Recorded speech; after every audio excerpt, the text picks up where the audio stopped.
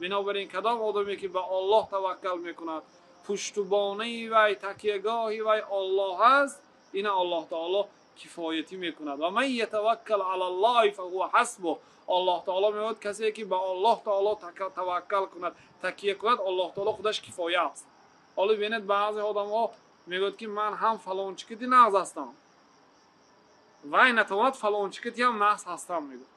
یک مخلوقات ضعیفی که امروز در منصب هستند اگه در منصب نیستند امروز هست پگاه نیست این چیزا این مال ملک دنیا منصب دنیا. بنابراین این چیزها توکل تکیه نادرست است. تکیه فقط به پروردگار عالم و شنوای و بینای و خبیر جل جلاله میشه. همه وقت خواب نمیکند تلفن او خاموش نیست همه وقت میبیند همه وقت از حقیقت حال با خبر است. بنابراین کسی که به الله تعالی توکل میکند الله تعالی وای انسان به خودش کفایه است. شیخ الاسلام رحمت الله علیه میگویند که من اراد ان یکون اقوى الناس فلیتوکل علی الله. کسی که خواهد که با قوت ترین مردی روی دنیا باشد خدا را توکل کند. توکل در رزق.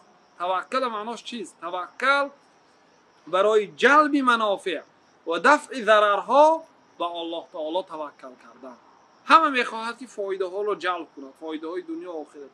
برای همین جلب فایده ها برای الله تعالی تکیه کند و برای دفع آفات و بلاهای و ضررها نیز به الله تعالی توکل کند. توکل به الله رزق دهنده من نعمت دهنده من این الله است بلا دور کننده من الله است. وقتی که توکل میکند و به صدق دل به الله تعالی تکیه میکند الله تعالی برای او کفایه است. توکل این اعتماد به الله تعالی تکیه کردن به الله تعالی همراهی گرفتن سبب گرفتن لازم. مثلا من توکل میکنم که الله تعالی به من فرزند عطا خانه‌دار نشوم نامعقول کنم. توکل نیست این توکل است. توکل صفتی بدی توکل است. توکل همسر میگیرید نکاح میکنید یک زنی درست خانه‌دار میشید بعد توکل به خدا یعنی فرزند امید میکنید بعد الله تعالی ان شاء الله فرزندای زیاد میده. مثلا